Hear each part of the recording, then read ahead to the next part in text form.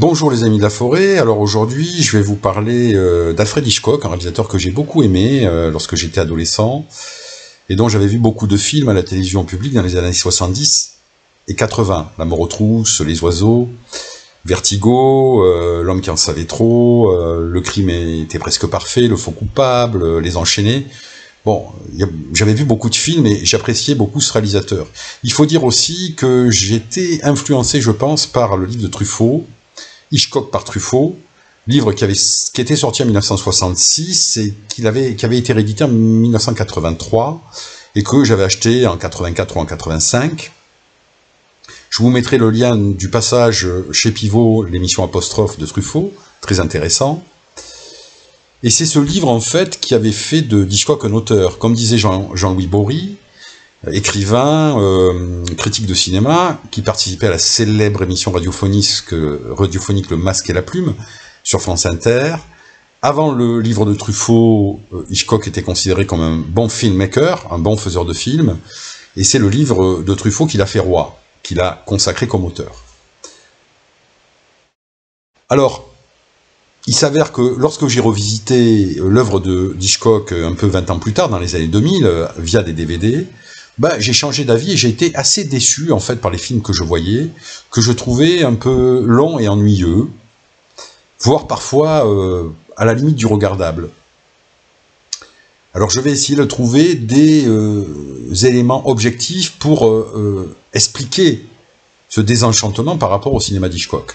D'abord, c'est le tournage en studio, alors qui était la norme à l'époque d'Hitchcock, même si dans les années 60 et dans les années 70, le cinéma est sorti des studios et on a commencé à tourner dans des décors naturels.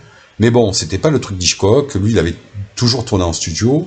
Alors c'est pas là le problème, c'est que chez Hitchcock ça se voit aujourd'hui vraiment, et ça peut être gênant. Notamment les pièces dans lesquelles il fait bouger ses personnages dans les maisons, je trouve qu'on est un peu dans des décors de théâtre et que ça se voit. Et où ça se voit vraiment, c'est lorsqu'il filme des passagers et le conducteur dans des voitures. On voit que l'extérieur qu'on perçoit à travers le pare-brise avant et la lunette arrière, c'est un film en fait qui passe. C'est un film qui imite l'extérieur. Mais là, c'est à la limite caricatural, quoi. Je pense notamment à L'homme qui en savait trop, où c'est vraiment marquant. Et c'est un peu gênant, je trouve que ça donne un petit côté ridicule au film. Mais bon, ça reste un détail, mais c'est un des éléments qui me gêne aujourd'hui dans le cinéma d'Hitchcock. Deuxièmement, c'est la lenteur de la narration. À l'époque, un plan durait à peu près 8 secondes, alors qu'aujourd'hui, un plan dure beaucoup moins. Dans les films d'action, les plans même durent moins de 2 secondes. Donc, la grammaire cinématographique a totalement changé, et aujourd'hui, on a des films beaucoup plus nerveux, beaucoup plus rapides. Bon, il n'y a qu'à voir les séries aussi, hein. Alors qu'à l'époque, les plans étaient beaucoup plus longs. Et donc, c'est pour ça qu'on a l'impression, lorsqu'on regarde un film des années 50, que ces films ont beaucoup vieilli, mais tout simplement parce que il y a une narration qui est beaucoup plus lente. Alors attention, ça peut être aussi un parti pris, la lenteur. Et puis il y a des films des années 50 que j'aime beaucoup encore. Dernièrement, j'ai vu Niagara d'Henry Hathaway, avec Marilyn Monroe, j'ai trouvé le film superbe. Et je trouve qu'Hathaway est un cinéaste très sous-coté par rapport à Hitchcock. Je pense au très beau Carrefour de la mort avec Victor Mature et Richard Widmark. Donc je trouve que aujourd'hui, le cinéma d'Hitchcock est un peu lent, quoi, et ça se ressent. Alors, plus ou moins dans les films, par exemple dans La mort aux trousses, c'est très bien, le rythme est assez soutenu, mais c'est un des films que j'apprécie le plus avec Psychose. Mais par exemple, dans Sueur froide, ou dans Fenêtre sur cour, il y a une lenteur de la narration qui est à la limite pénible, quoi. Alors comme je l'ai dit, attention, je veux dire, la lenteur peut être aussi un parti pris cinématographique. Je pense au cinéma d'Antonioni que j'aime beaucoup et au cinéma de Sergio Leone. Troisièmement, le jeu des acteurs, très convenu chez Hitchcock. À l'époque, c'est la révolution de l'acteur studio avec Brando et James Dean. un jeu d'acteur beaucoup plus démonstratif, beaucoup plus sensuel, beaucoup plus émotif. C'est pas du tout ce que veut Hitchcock. Chez Hitchcock, on a des actrices très BCBG, au jeu très classique. Truffaut disait, je vous mettrai le lien vers l'émission de Pivot, que Hitchcock n'aimait pas les femmes dont le sexe s'affichait sur le visage.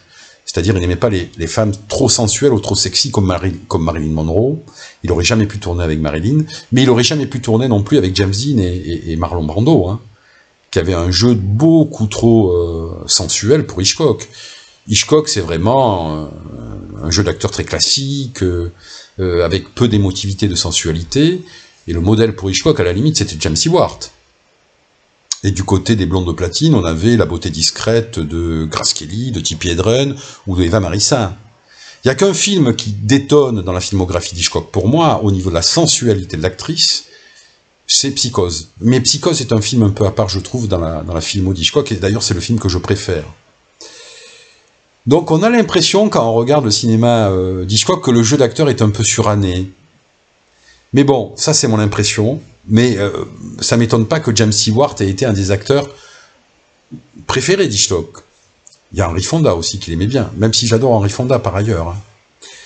Mais on est très loin du jeu des acteurs d'aujourd'hui, qui s'inspire beaucoup plus de la sensualité, de l'émotivité et de l'acteur studio. Sur le contenu aussi, je trouve qu'il y a beaucoup de films d'Hitchcock qui ont un arrière-plan psychologisant, freudien. Évidemment, Pas de printemps pour Marnie, l'importance de l'enfance dans la construction de l'individu, Psychose, les rapports à la mère. D'ailleurs, je rappelle que Psychose s'inspire en fait du serial killer Ed Gein, hein,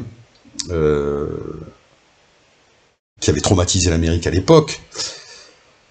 Il y a aussi, évidemment, Vertigo, Sueur froide, qui est une quête de l'identité, un film qui à l'époque était considéré, qui est toujours considéré comme un chef-d'œuvre et que je trouve à la limite inregardable aujourd'hui.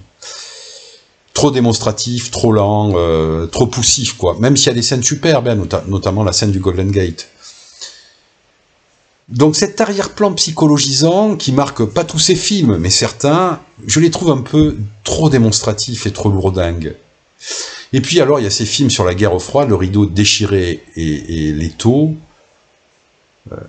Rares films qui parlent d'actualité, la guerre froide, qui sont, je trouve, très mauvais. Hein. Alors oui, Hitchcock aussi, c'est un cinéaste qui était... je trouve que c'était le pendant de l'Agatha Christie un peu aux États-Unis. Son cinéma, c'est un cinéma, en fait, qui est confiné un petit peu dans la classe bourgeoise et chez les nobles. On voit très peu le peuple chez Hitchcock, c'est pas du tout réaliste. On est très très loin du film noir contemporain d'Hitchcock, les films noirs, les films de Siomak, de Samuel Fuller ou de Robert Aldrich, qui se passent dans une ville, où on voit, je dirais, les bas-fonds urbains. C'est pas du tout le cas chez Hitchcock.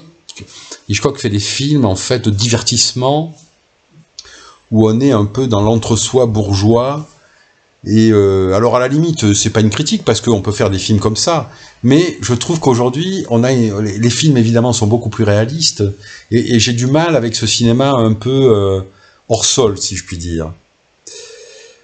Enfin, sur la notion d'auteur, et d'ailleurs c'est pour ça que les films d'Hitchcock passaient beaucoup dans les années 70-80, parce qu'ils remettaient pas du tout en cause l'ordre social, ils n'étaient pas dérangeants pour le pouvoir. Enfin, pour la question, est-ce que Hitchcock est un auteur? Comme je vous l'ai dit, c'est Truffaut qui a consacré Hitchcock comme auteur.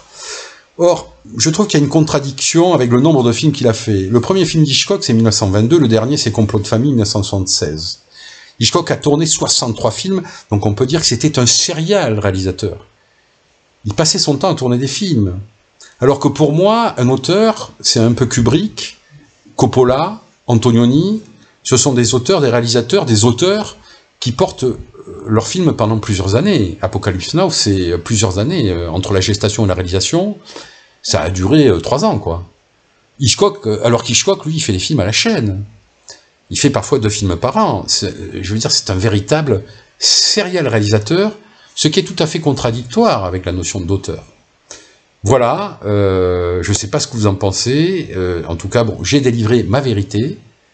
Et je vous remercie. À bientôt.